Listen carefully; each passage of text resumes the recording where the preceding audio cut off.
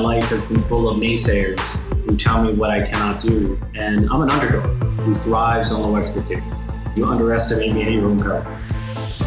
With more LGBTQ Americans elected to office than ever before, the future of our country never looked so diverse and so queer. Say hello to the barrier-breaking politicians of the Rainbow Wave. I'm Congressman Ritchie Torres. I represent New York 15, the South Bronx, and I'm the first openly LGBTQ Afro-Latinx member of the United States Congress. I never thought in my wildest dreams that I would embark on a journey that would take me from public housing in the Bronx to the House of Representatives in Washington, D.C. I was raised by a single mother who had to raise 3 children on minimum wage. I grew up right across the street from Trump Golf Course. And I remember wondering to myself at the time, what does it say about our society that we're willing to invest more in a golf course than in the homes and lives of low-income Black and Brown Americans? And so that experience is what inspired me to get my start as a housing organizer. And then eventually I took the leap of faith and I ran for public office. There were no shortage of people who were quick to tell me, you cannot run for public office because you're openly LGBTQ. And I won my first campaign on the strength of door-to-door, face-to-face campaigning. Prejudice means judgment before knowing. The people of the Bronx largely knew me and had respect for me, my record, my personal story. At just 25 years old, he became the city's youngest elected official and the first openly LGBTQ person elected in the Bronx. Now, the ripe old age of 31, Torres is hoping to secure a seat as a U.S. congressman. I ran in the most fiercely contested congressional primary in New York City. I was one of 11 candidates. And the frontrunner was a man by the name of Ruben Diaz, who was known to be the face and voice of homophobia in New York State.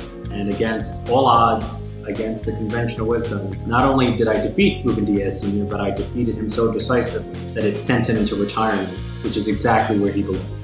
When I won the primary, it was an emotionally overwhelming experience. It would be the honor of my life to represent this borough. It's my home. It's the culmination of a dream. And who would have thought that the first LGBTQ member of Congress from New York City would come not from the Village, not from Chelsea, not from Hell's Kitchen, but from the South Bronx. I'm part of a new generation of leadership that is more progressive, more disruptive, every bit as diverse as America itself.